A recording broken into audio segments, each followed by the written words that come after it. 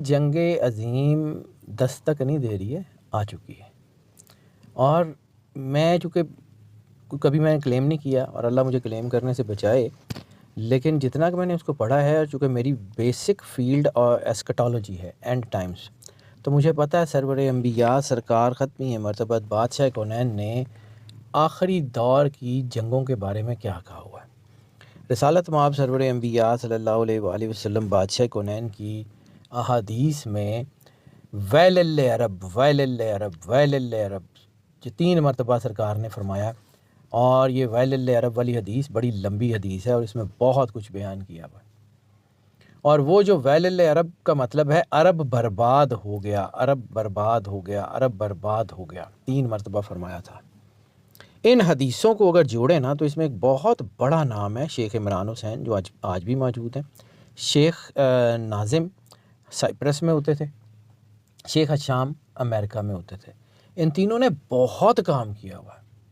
और इसके अलावा और दुनिया के बहुत बड़े बड़े स्कॉलर्स हैं, जिनमें एक डॉक्टर अब्दुल समद सारिम, शायद अब्दुल समद सारिम है या डॉक्टर सारिम, वो ये जामिया अल अज़हर के मुफ्ती हैं और बहुत शानदार पर्सनालिटी। उनका थीसिस है एस्कटोलॉजी के ऊपर। जो कुछ हदीसों को उन्होंने जोड़ा हुआ है ना, और जो उनकी किताबों से मुझे मिला, जो मैंने पढ़ा, को थोड़ा बहुत अल्लाह ने तौफीक दे दी।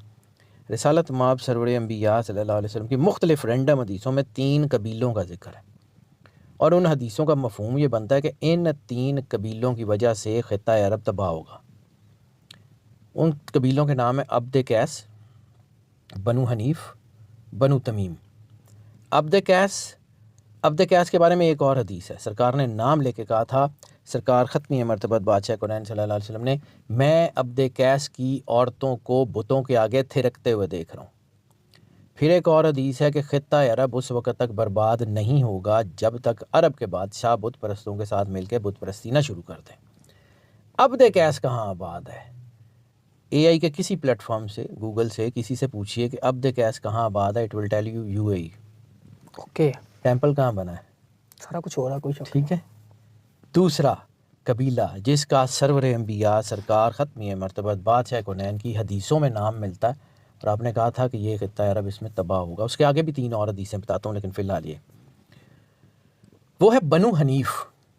बनु Hanif MOFA MOFA ministry of foreign affairs सऊदिया की, उसके ऊपर जाएं और वहाँ पे FAQs में भी एक क्वेश्चन मौजूद है, या वहाँ पे सर्च में जाके लिखें कि इनका जो रॉयल फैमिली है, इनका कबीला कौन सा है। It will tell you Banu Hanif, Banu Hanif. अच्छा, कहीं पीछे जाके एक और सर्च कीजिएगा, बनु हनीफ आपको एक और जगह भी नज़र आएगा। मुसैलमा कज़ाब का कबीला कौन सा था? बनु हनीफ। अच्छा, तीसरा कबीला सरवर अंबिया सरकार ख़त्मी मरतबत बादशाह कौनैन ने फरमाया बनु तमीम। बनु तमीम कहाँ आबाद है? गूगल से पूछिएगा, मुझे छेड़ दें, it will tell you Qatar. तो आज जंग किन मुल्कों के दरमियान है? पूरी की UAE आ पूरी गया, UAE, सऊदिया, सऊदी कतर। आज मेजर सेटअप कहाँ है? UAE, सऊदिया, कतर। बाकी तो इनके साथ है, बाकी तो इनके पीछे हैं, मेजर तो यही है। सरकार ने कहा था इन तीनों की वजह से होगा। ठीक है, फिर आगे चल के एक और हदीस, बल्कि 3 हदीसें, मैं चूँकि मुख्तलिफ रैंडम हदीसों को जोड़ रहा हूँ, मैं सिर्फ वो ना जैसे जिग्ज़ा पज़ल को जोड़ के तस्वीर बनाई जाती है, और इसमें मेरी ज़ाती तहकीक भी नहीं है, मैं ऐसे इसका क्रेडिट लूँ, मेरा क्रेडिट भी नहीं, मैंने पढ़ा है और सीखा है, और मैंने ये बहुत सीखा है शेख नाज़म से, शेख हशाम से और शेख इमरान हुसैन से। बड़े लोग हैं, बहुत बड़े लोग हैं। बाकी कुछ किताबों से पढ़ा। 3 हदीसें रैंडम। एक, रिसालत माब सरवर अंबिया सरकार ख़त्मी मरतबत ने अरब के एक बादशाह का कहा कि ये बादशाह जब आएगा तो ख़ित्ता अरब में तबाही का आगाज़ हो जाएगा, और उसका नाम एक जानवर के नाम पे होगा। फ़हद, चीते को कहते हैं। शाह फ़हद के दौर से चीज़ें ट्रिगर हुई थी। ठीक है। दूसरा, आपने कहा कि जब अरब में अब्दुल्ला नाम का बादशाह आएगा तो जो है वो आखिरी ज़माने के आसार शुरू हो चुके होंगे। कोई शक नहीं। फ़हद के फ़ौरन बाद कौन सा बादशाह है? शाह अब्दुल्ला। उसके बाद एक और हदीस, उसमें बादशाह का नाम नहीं लिया, लेकिन आपने फरमाया कि ख़ित्ता अरब का एक बादशाह दुनिया से जाएगा, उसके बाद 3 शहज़ादे हुकूमत के लिए आपस में लड़ेंगे और मदीना वीरान हो जाएगा। यस बिल्कुल। ठीक है, तो ये जो सरकार ख़त्मी मर्तबत बादशाह कौनैन सल्लल्लाहु अलैहि वसल्लम ने फरमाया, ये वही तो हो रहा है। और रसूल अल्लाह सल्लल्लाहु अलैहि वसल्लम ने जो फरमाया एज़ इट इज़ एक्चुअली होगा। फिर अब आ जाते हैं ये जो हमारे इर्द गिर्द जंग खड़ी है। मैंने बहुत अरसा पहले, मैं फिर कह रहा हूँ कि मैं क्रेडिट नहीं लेता, क्रेडिट अल्लाह का है, मेरा नहीं है, लेकिन मैंने बहुत अरसा पहले कहा था कि ओमान से उठने वाले शोले गवादर में कब दाखिल हो जाएं आपको पता भी नहीं लगेगा। ओमान, गल्फ़, और ये बिल्कुल आपसे 60 किलोमीटर जो है ना, नॉटिकल 60 नॉटिकल माइल जो है तकरीबन 100 किलोमीटर बन जाएगा। चाबहार है, चाबहार और गवादर के दरमियान इतना ही फ़र्क है। ठीक है, तो ये जो है ना, इसका मतलब है कि there is definitely something, there is not an easy thing.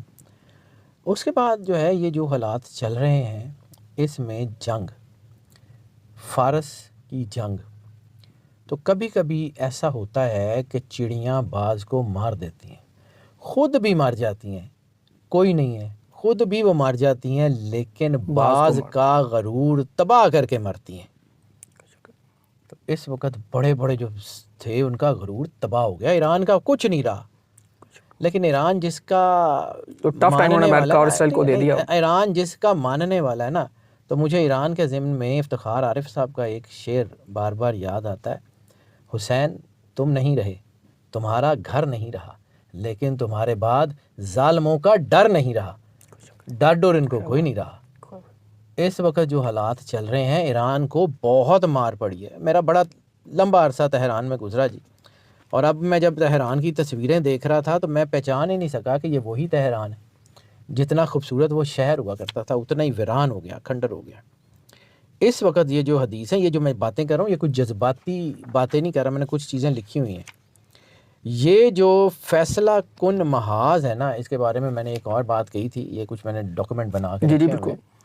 इसमें मैंने एक बात कही थी कि ये जो ब्लड मून है ना, ये ब्लड मून ये बहुत ख़तरनाक होगा। और उससे पहले सोलर इक्लिप्स की जब मैंने बात की थी कि एक्वेरियस में 5 प्लैनेट आ गए, 25 फरवरी को चांद यहाँ से निकल जाएगा और मार्स आके बैठ जाएगा। मार्स जो है वो ग्रीक मिथ में जंग का देवता है, तो जंग ट्रिगर भी उसी दिन ही हुई है। बिल्कुल, आपने मेरे साथ भी वीडियो की थी। ठीक है, 25 को जब जो है वो चांद निकल गया और मार्स आया तो चीज़ें ट्रिगर हो गई। अभी है वहाँ पे, अभी मेरा ख्याल लंबा अरसा तक ये इसके इम्पेक्ट चलेंगे अब। और फिर जब ये हुआ तो एक चीज़ मैंने कही थी, एक चीज़ का मुझे दुख है, सच्ची बात है, सच्चे दिल से उसकी बड़ी तकलीफ़ है मुझे। मैंने उसमें अर्ज़ की थी कि कोई दुनिया का बड़ा आदमी जो है वो दुनिया से चला जाएगा, और मुझे बिल्कुल 100% मेरे ज़हन में वहम गुमान में भी नहीं था कि Ayatollah Khamenei would be that person. मैं बिल्कुल ये सोच भी नहीं सकता था, लेकिन दैट वाज, मुझे उसकी तकलीफ़ है। और अब मुझे लगता है कि एक बंदा और जाएगा, अब मुझे लगता है कि कोई एक बंदा और जाएगा, और बड़ी पर्सनैलिटी, बड़ा हाँ कुछ ना कुछ। और दूसरी मैंने इसमें बात की थी कि प्रॉक्सी वॉर्स ख़त्म हो जाएंगी। प्रॉक्सीज यानी किसी के कंधे पे बंदूक रख के जो लड़ाई थी वो ख़त्म हो जाएगी, खुल के सामने आना पड़ेगा। तो आ गए हैं ना सारे खुल के। और फिर ये जो है कि ये दूसरी इसमें एक और चीज़ थी कि ये जो प्रेडिक्शंस कह रही हैं कि बहुत सारी इत्तेहादी ताकतों का असला ख़त्म हो जाएगा और ईरान का नहीं होगा। सर कुछ लोग कह रहे हैं कि ईरान के पास जो सारा कुछ आ रहा है, रडार सिस्टम को उड़ा दिया, सारा कुछ उड़ा दिया, कुछ ना कुछ इनको मदद तो होगी ना सर, मदद तो होगी। मतलब ये थोड़ी है अल्लाह किसी ना किसी मदद गैबी भी होगी, अल्लाह किसी से करवा देता है सर। अल्लाह मतलब देखे ना, अल्लाह कारसाज है ना, किरदगार है, तो जान कुन कह के भी तो निकाल सकता है, फिर इजराइल क्यों रखा हुआ है? तो अल्लाह करता खुद है, करवाता किसी ना किसी बंदे से, इसीलिए किसी ने कर दिया होगा, कोई ना कोई अल्लाह ने मुकर्रर कर दिया। उन गरीबां का भी तो कोई है ना। आपने 40 साल से उनको तुन के रखा हुआ है, 40 साल से आपने उनको बांध के रखा हुआ है। यानी फ़र्ज़ करें आप एक छोटा सा बच्चा है, उसको रोज़ एक थप्पड़ मारें, 40 साल तक मारते रहें, तो जब 40 साल के बाद उसको मौका मिलेगा तो वो क्या करेगा? यही करेगा जो ईरान ने किया। तो ये एक कुदरत ने उसको मौका दिया, वो दिल में उस तैयारी करता रहा 40 साल उसने मिसाइल बनाए, ड्रोन बनाए, ये किया वो किया, वो इतना उसके अंदर इतनी कमाल की उसने एक्सेल कर ली है, तो 100 साल सोच नहीं सकते थे कि जो उसने कर दिया। सर ये कब तक आपको चलती नज़र आ रही है? कम अज़ कम 2 साल, 2 साल ये जंग चलेगी? ये जंग पॉज हो जाएगी, अनकरीब शायद पॉज हो जाए, पॉज होगी, स्टॉप नहीं होगी। मैंने आपको पहले भी एक दफ़ा अर्ज़ किया था और केवल के कई दफ़ा अर्ज़ किया था कि जंगों में स्टॉप का बटन निकाल लिया गया। 26, 27, 28 ये साल, मैं बार बार आपको कहता हूँ कि ये मलहमतुल कुबरा का 5वां साल शुरू हुआ है, 6ठा और 7वां साल। सरकार ख़त्मी मरतबत बादशाह कौनैन सल्लल्लाहु अलैहि वसल्लम की हदीस में मलहमतुल कुबरा का जिक्र है, 7 साल की बड़ी जंग। ये उसी मलहमतुल कुबरा के 5वें साल में हम खड़े हैं। और ज़रा ऐसे पीछे करके देखिएगा, पिछले 5 साल से लड़ाइयाँ शुरू हुई हैं, कहीं उधर कहीं उधर कहीं उधर। सरकार ने कहा था कि जो है वो शाम उस वक्त तक बर्बाद नहीं होगा जब तक बसरा बर्बाद ना हो। तो पहली जंग कहाँ लगी थी? दाइश ने पहला हमला कहाँ किया था? बसरे में। बसरे के बाद शाम में, शाम से फिर लबनान में, लबनान से फिर फ़लस्तीन में, फ़लस्तीन से फिर ईरान में, ईरान से फिर गल्फ़ में।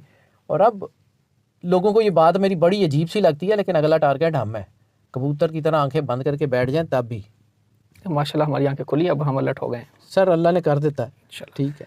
बिल्कुल ठीक है सर। एंड पे कोई आप पैगाम या कोई इसमें मजीद अगर आप अपने ऐड आप करना को चाहें? अल्लाह से जोड़ के रखें, अपने आप को अल्लाह से जोड़ के रखें, वरना कोई रास्ता नहीं है। ये 3 साल ये ख़त्म नहीं होगा सिलसिला, 26 चल रहा और है। एक और चीज़ बता दूं, यहाँ पे एक और जी। चीज़ बता दूं, ये जो अगले 2 साल है ना, इसमें मुसलमानों को काफ़ी मार पड़ेगी, लेकिन फिर आखिरी साल जो इस जंग का होगा ना, मुसलमान इतनी बड़ी ताकत के तौर पर, यानी मुसलमानों को ये रियलाइजेशन होगी कि हमें तो ये सारे मारते हैं, शियों को भी वही मारता है, सुन्नियों को भी वही मारता है, शाफियों को भी वही मारता है, मालिकियों को भी वही मारता है।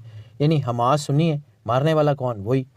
हिजबुल्लाह शिया है, मारने वाला कौन? वही। सूडानी जो है सुन्नी है, उनको मारने वाला कौन? वही। सोमालिया के जो है ना वो सुन्नी है, उनको मारने वाला भी वही। यमन के हौसी शिया है, उनको मारने वाला भी वही। ईरान के शिया हैं, उनको मारने वाला भी वही। मार तो एक ही बंदा रहा है, हम आपस में डिवाइड हो गए, सही मार नहीं खा पा रहे। जिस दिन हम इकट्ठे हो गए उस दिन ये नज़र भी नहीं आएंगे।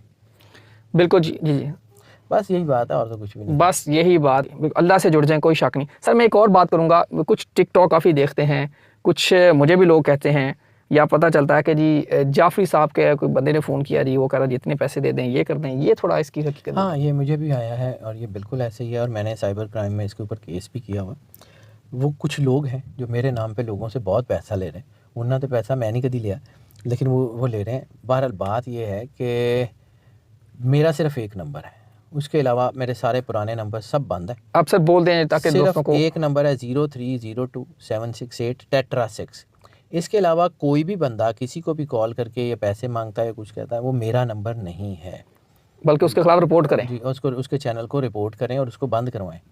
ये जो है ना, ये मैं किसी एक और नंबर पे नहीं हूँ। मेरे जो पुराने क्लाइंट हैं, मेरे पिछले सारे नंबर मैंने बंद कर दिए, सिर्फ इसी वजह से कि वो लोग, मैंने अल्लाह को जवाब देना है। मैं अपना काम प्रोफेशनली करता ज़रूर हूँ, लेकिन मैं ये जुल्म करने से बहुत डरता हूँ। तो ये जो लोग लोगों के साथ जुल्म कर रहे हैं और उनसे बहुत सारे पैसे लिए हैं, तो मैं जो है ना इसलिए ये बात करना चाह रहा हूँ, ख़ुद भी करना चाह रहा था। अच्छा किया आपने पूछ लिया। तो ये ज़रूरी है कि ये इसके ऊपर, और मेरा एक ही नंबर है, इसके अलावा कोई दूसरा नंबर नहीं है। और कोई और बंदा ऐसा है तो उसको डिस्करेज करें, उसको रिपोर्ट करें, बंद करें, उसको कराएं उस चैनल को।